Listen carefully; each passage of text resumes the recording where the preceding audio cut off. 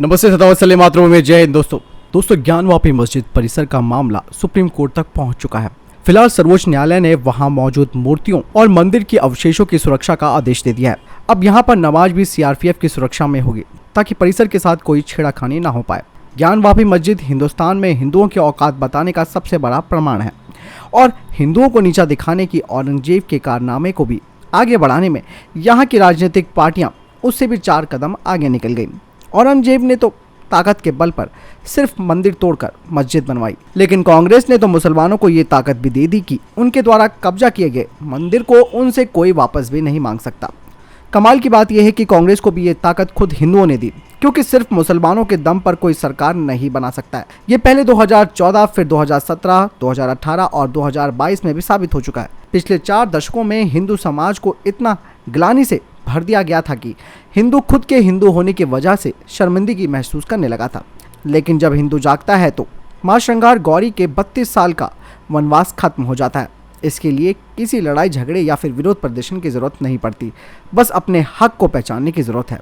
ये जागा हुआ हिंदू अब काशी और मथुरा को मुक्त कराएगा। ऐसा प्रतीत होने लगा है कि जिस काशी की पहचान महादेव है, उनके स्थान पर अगर आज नमाज होती है तो ये पूरे हिंदू समाज के लिए शर्म की बात है।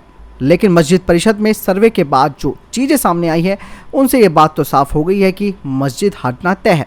हम ऐसा क्यों कह रहे हैं, इसे समझाने के लिए कुछ तथ्यों को जान लेना आपको ज़रूरी हो जाता है। ज्ञानवापी मस्जिद को लेकर वाराणसी कोर्ट में कुल 7 सिविल शूट डाला गया है, जिसमें से सिर्फ एक शूट की सुनवाई चल रही है।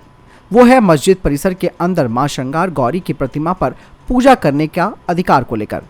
ये केस वाराणसी के स्थानीय निवासी राखी सिंह के साथ 4 और महिलाओं ने अदालत में ये अर्जी लगाई है कि उन्हें श्रृंगार गौरी की पूजा करने का हक दिया जाए।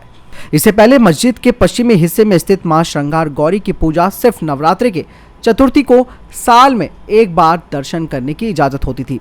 ये याचिका कोर्ट में जाने के बाद अब मां श्रृंगार गौरी की रोजाना दर्शन की इजाज़त मिल चुकी है, जो हिंदुओं की सबसे बड़ी उपलब्धि है।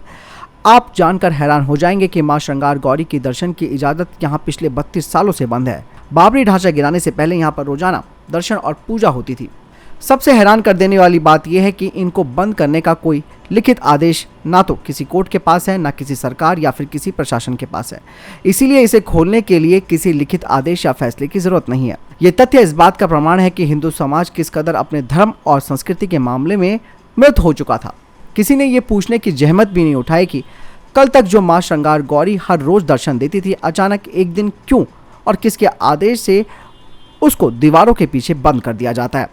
हिंदू धार्मिक मान्यताओं के अनुसार मां अन्नपूर्णा और श्रृंगार गौरी के दर्शन के बिना भगवान विश्वेश्वर की पूजा अधूरी मानी जाती है। लेकिन जिस समाज को अपनी संस्कृति बोझ लगने लगे, उससे इन सब जानकारियों की उपेक्षा रखना बेमानी है।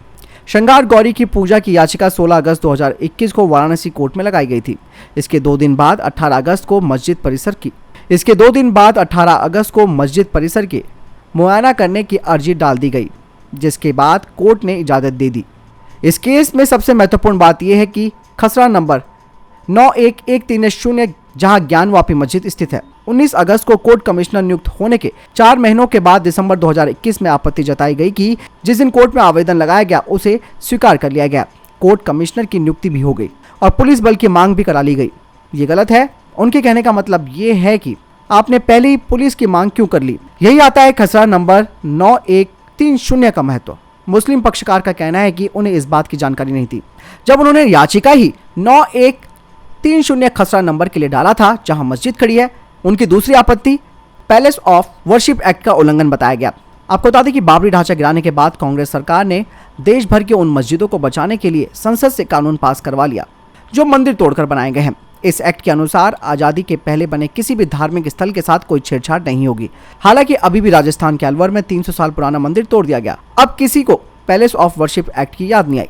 तमिलनाडु से लेकर उड़ीसा तक हर जगह कई पुराने मंदिरों का विकास के नाम पर तोड़ा गया है और तोड़ा जा रहा है। लेकिन देश में एक मस्जिद के सर्वे को लेकर इतना हंगामा है तो समझा जा सकता है कि पिछले 4 दशकों में हिंदुओं को कितना दबाया गया कि वो संवैधानिक मांग नहीं कर सकते थे। प्लेसेस ऑफ वर्शिप एक्ट के सेक्शन 4 और 3 के मुताबिक 15 अगस्त 1947 से पहले जिस जगह का धार्मिक स्वरूप जैसा था वैसे ही रहेगा।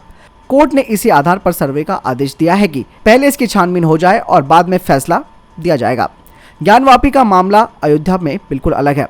यहाँ बाहर दीवार से लेकर अंदर के तहखाने तक चीख चीख कर गवाही दी गई है कि पूरी मस्जिद मंदिर को तोड़कर बनाई गई है। दोस्तों आपको क्या लगता है इस पूरे वीडियो के बारे में, कमेंट सेक्शन में लिखकर जरूर बताएं। मिलता हूं नए वीडियो के साथ, नमस्कार।